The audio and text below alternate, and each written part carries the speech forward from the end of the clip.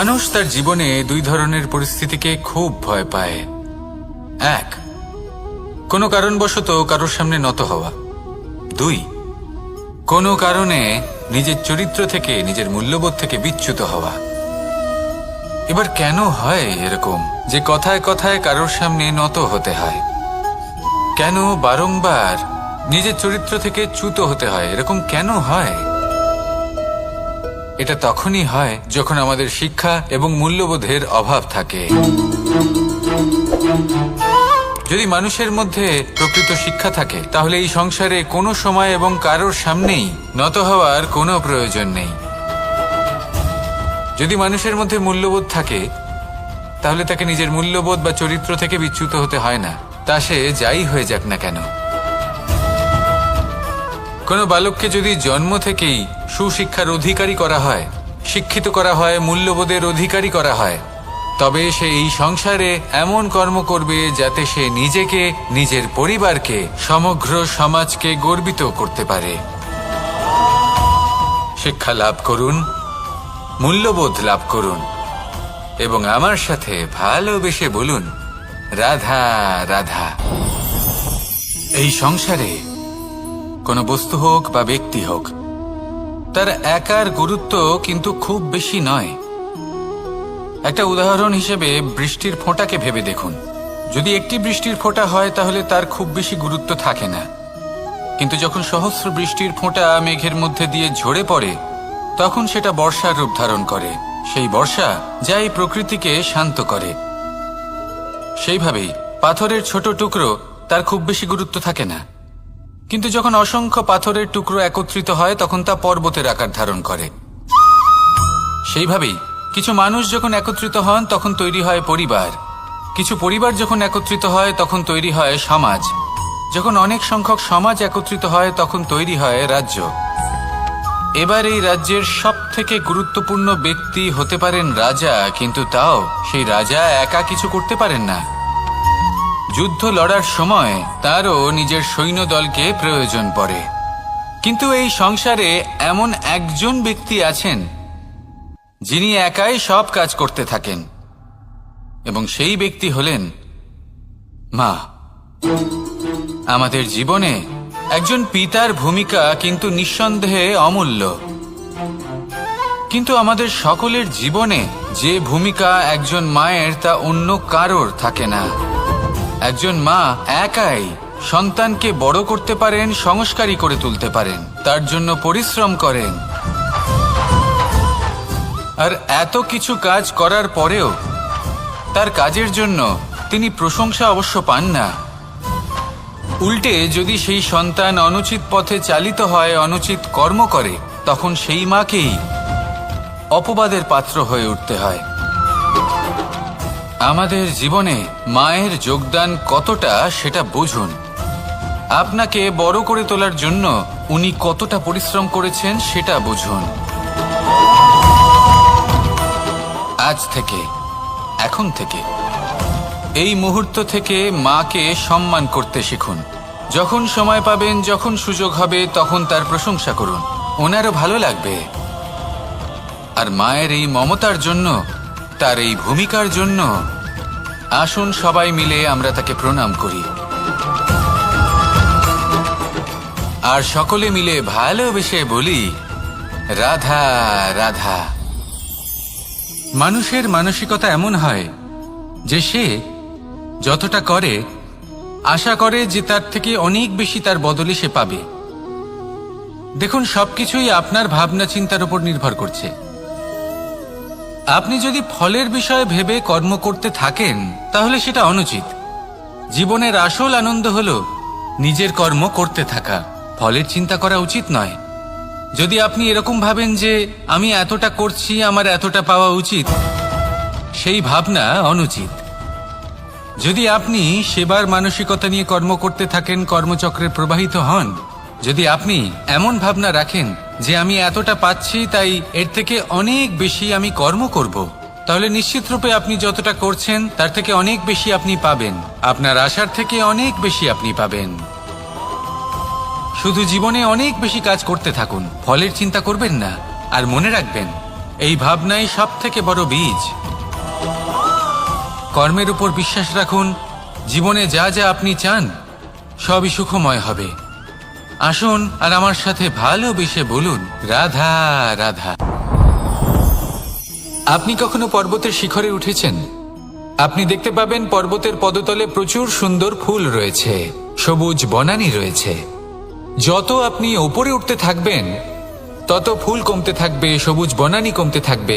আরো কিছুটা ওপরে উঠলে কাঁটা জাতীয় গাছ দেখতে পাবেন, শুকনো গাছ দেখতে পাবেন। আরো যদি ওপরে ওঠেন তাহলে পাষাণ দেখতে পাবেন। আরো উপরে উঠলে হিমখণ্ড দেখতে পাবেন। এই যে পর্বত, তা মনুষ্য জীবনের সব থেকে উত্তম উদাহরণ। মানুষ যখন সাফল্যের শিখরে পৌঁছতে চান, মহানুভবতার শিখরে পৌঁছতে চান, পথে যত আস্তে আস্তে উপরে উঠতে থাকেন ততই ভৌতিক বস্তু তার থেকে বিচ্ছিন্ন হতে থাকে। যদি তিনি সেই ভৌতিক বস্তুগুলি ত্যাগ না করতে পারেন তাহলে কখনোই সেই স্থানে পৌঁছতে পারবেন না। আর মানুষ যদি উচিত ত্যাগ করতে পারেন, পথে অগ্রসর হতে থাকেন, এগোতে থাকেন, তাহলে একদিন না একদিন তিনি মহানুভবতার, জ্ঞানের, সাফল্যের হিমের স্বাদ অবশ্যই লাভ করবেন। মনে রাখবেন, মানব জীবনের ত্যাগ হলো অত্যন্ত গুরুত্বপূর্ণ অংশ। আসুন আমার সাথে ভালোবেসে বলুন, রাধা রাধা। আপনি কখনো কোনো বাজকে নিজের বাসা বানাতে দেখেছেন? এই বাজ যখনই কোনো বাসা বানায় তখন উঁচু গাছের ডালে বা কোনো পর্বতের শিখরে বাসা বানায়, অনেক উচ্চতায়। আর সেখানে তার সন্তানও জন্মগ্রহণ করে। যখন এই সন্তানেরা জন্মায় তখন এই বাজ খুবই ভালোবেসে এবং খুব সাবধানে এদের পালন পোষণ করে। নিজের ঠোঁট দিয়ে তাদের ঠোঁটে খাবার পরিবেশন করে। কিন্তু যেই সেই সন্তানেরা হৃষ্টপুষ্ট হয়ে যায় এবং সেই কথা বাজ নিজে বুঝতে পেরে যায়, সেই বাজ নিজেই সেই বাসা ছিন্ন ভিন্ন করে দেয়। সেই সন্তান যাদের সবেমাত্র ডানা গজিয়েছে, কিভাবে উড়তে হয় তারা জানে না, সেই সন্তানগুলিকে উচ্চতা থেকে ঠেলে দেয়। সেই সন্তান প্রথমে ভয়ভীত হয়ে যায়। তারা সামনে মৃত্যুকে দেখতে পেয়ে ভয়ের কারণে তাদের ডানা ঝাপটাতে থাকে। আর সেই প্রক্রিয়াতেই সেই সন্তানগুলি উড়তে শুরু করে দেয়। এবার এই ঘটনায় আমরা কি শিক্ষা পেতে পারি? এটাই, যদি আপনি মাতা পিতা হন তাহলে নিজের সন্তানকে অবশ্যই স্নেহ করুন, কিন্তু তাদেরকে নিজের আঁচলের তলায় বেঁধে রাখবেন না। যদি আপনি চান আপনার সন্তান জীবনে উন্নতি করুক, তাহলে নিজের মুঠো থেকে তাদের স্বতন্ত্র করে দিন। এই সংসারে সংঘর্ষ করতে দিন। সেই সন্তান নিজেই বুঝতে পারবে যে জন্মের সময় পাওয়া ডানা কি করে ব্যবহার করতে হয়। আর আপনার চোখের সামনে আপনার সন্তান এই আকাশে উড়তে থাকবে। তাহলে আসুন আমার সাথে ভালোবেসে বলুন, রাধা রাধা। এই সংসারে সব থেকে বড় ব্যক্তি কে? আপনি বলবেন, এই কেমন ধরনের প্রশ্ন? কিন্তু এটা হলো সব থেকে উচিত প্রশ্ন। কেউ এর উত্তর দেবে যে সেই মহাপ্রতাপী রাজা, তিনি হলেন সব থেকে বড় ব্যক্তি, সেই বড় রাজনীতিবিদ, তিনিই সব থেকে বড় ব্যক্তি। আমি আপনাকে জানাই যে সংসারের সব থেকে বড় ব্যক্তি হলেন তিনি, যার সাথে দেখা করলে আপনি নিজেকে ছোট মনে করবেন না। কোনো ব্যক্তি যিনি সব থেকে বেশি শক্তিশালী, আপনি যদি তার সামনে যান তাহলে উনি আপনার অন্তরের শক্তিকে বাইরে বের করে আনবে। আপনার অন্তরে লুকিয়ে থাকা শক্তিকে জাগ্রত করতে প্রেরণা প্রদান করবে। তিনি হলেন বড় ব্যক্তি, তিনি হলেন মহান ব্যক্তি। তিনি নন যিনি নিজের বল এবং ঐশ্বর্য দ্বারা আপনাকে তার সামনে ছোট প্রমাণ করবেন। এবং সেই জন্য মহাদেব আমার আরাধ্য হলেন আমার খুব প্রিয়। কারণ রাজা হোক বা ফকির, কেউ যদি ওনার সামনে যান তাহলে সে নিজেকে ছোট মনে করেন না।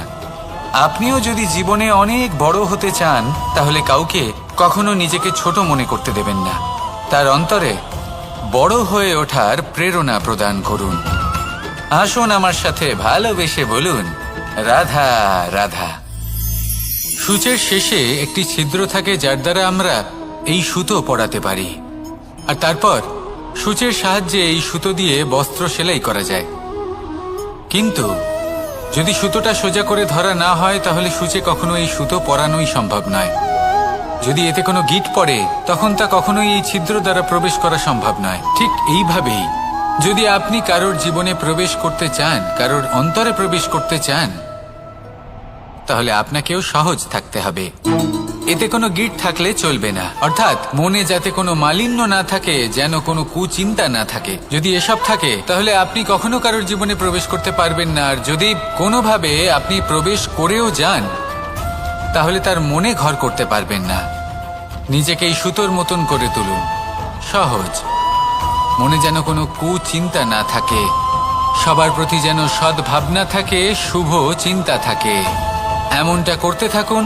এমন একটা দিন আসবে যেদিন এই সমস্ত সংসারের ব্যক্তির মনে আপনি বাস করবেন, আর তখন এই মন প্রসন্ন হয়ে বলবে, রাধা রাধা।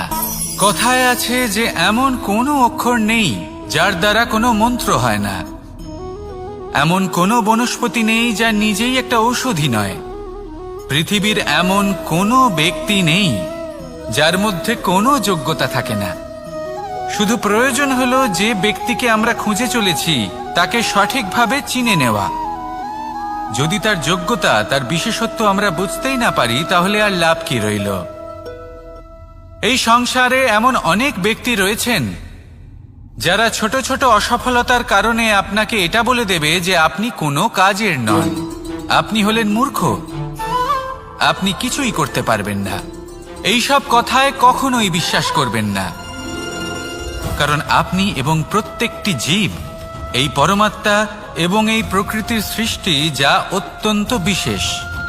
যদি আপনাকে উদাহরণ দিই তাহলে একদিকে আছে তরোয়াল, একটা বড় লম্বা তরোয়াল যার দ্বারা যুদ্ধ করা যায়, জয়লাভ করা যায়।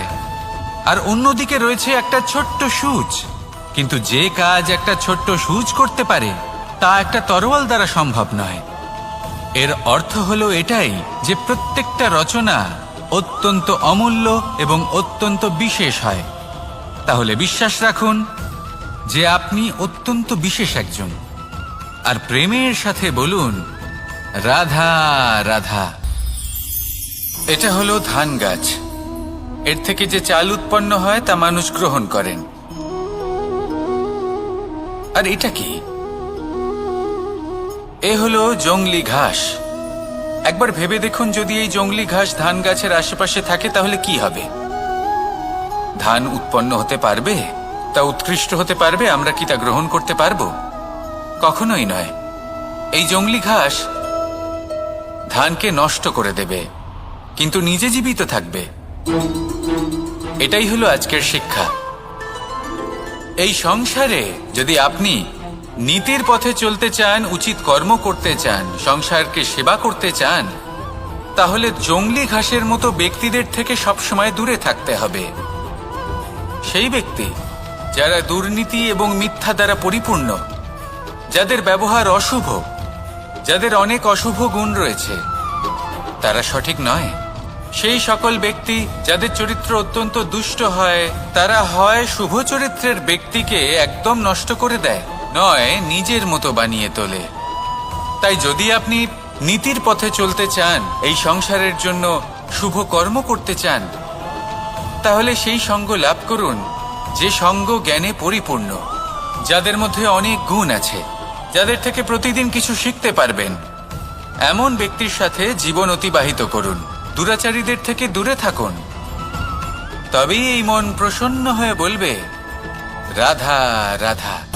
পঞ্চতত্ত্বের মধ্যে দ্বিতীয় তত্ত্ব হল ধরণী, ভূমি, যাকে আমরা ধরণী মাতা বলি।